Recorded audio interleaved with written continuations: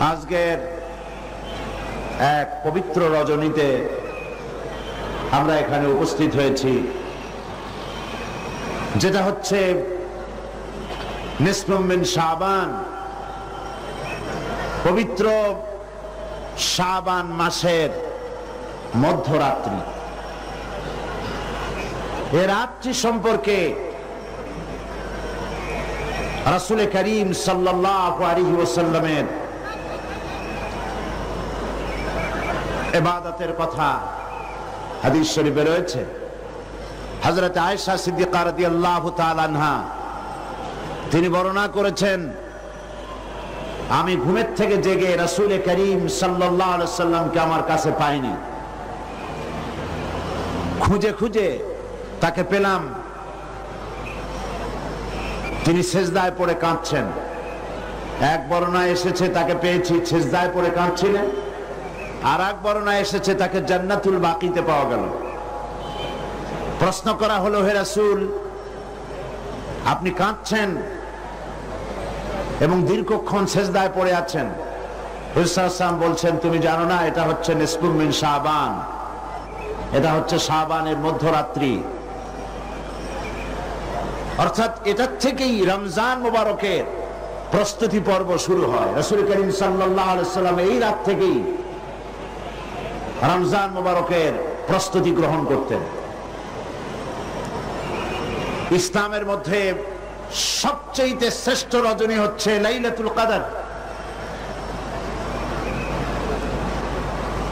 শবে বরাতকে লাইলাতুল কদরের সমপর্যায়ের নেওয়া গুমরাহি। লাইলাতুল কদর হচ্ছে ইসলামের সবচেয়ে শ্রেষ্ঠ রজনী, যে রাতটা হচ্ছে আল্লাহ পাকের কাছে অত্যন্ত পবিত্র, যে রাতটি হচ্ছে খায়রুম মিন আলফি শাহর, সেটা হচ্ছে লাইলাতুল কদর, লাইলাতুল মুবারাক। আজকের রাত্রে একটি পবিত্র রাত। এ রাত্রে রাসূল সাল্লাল্লাহু আলাইহি ওয়াসাল্লাম কবর জিয়ারত করেছেন,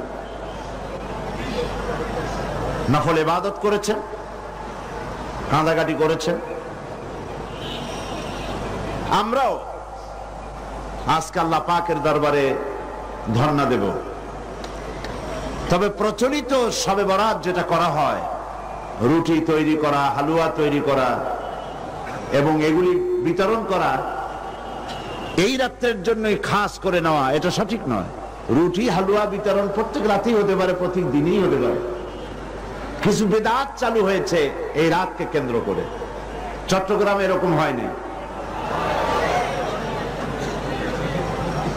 বাজি ফোটানো হয়। আমি বুঝি না লাইলাতুল বরাতের সাথে বাজি ফোটাবার সম্পর্কটা কি।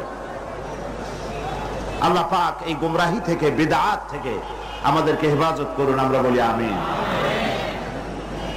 আজ পবিত্র রজনীতে এর থেকে শ্রেষ্ঠ ইবাদত আর কি হতে পারবে, যে আমরা আল্লাহ রাব্বুল আলামিনের কালাম, তার কোরআন থেকে আলোচনা করছি, বা জামাত নামাজ আদায় করেছি এবং করব ইনশাআল্লাহ। এবং এই লক্ষ জনতা আল্লাহ পাকের দরবারে ভিখারির মতো হাত উঁচু করব। আর কোরআনে কারীমের আলোচনার চাইতে শ্রেষ্ঠ মাহফিল, শ্রেষ্ঠ ইবাদত পৃথিবীর বুকে আর কিছু হতে পারে না। আমরা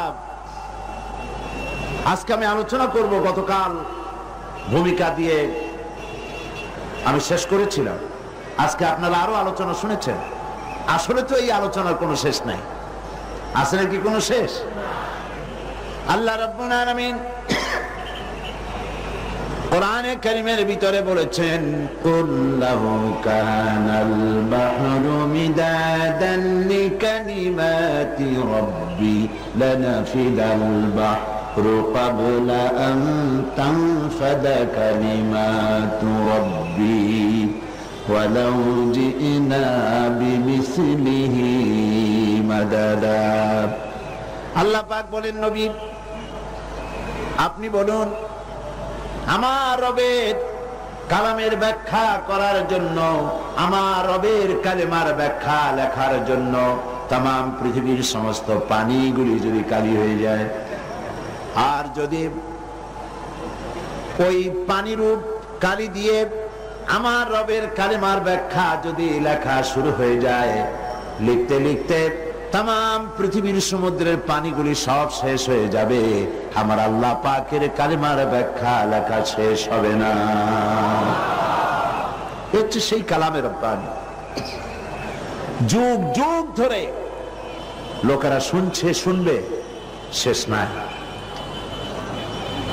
এত শোনার পরেও কাঙ্ক্ষিত মানের অগ্রগতি, উন্নতি আমাদের হচ্ছে কি?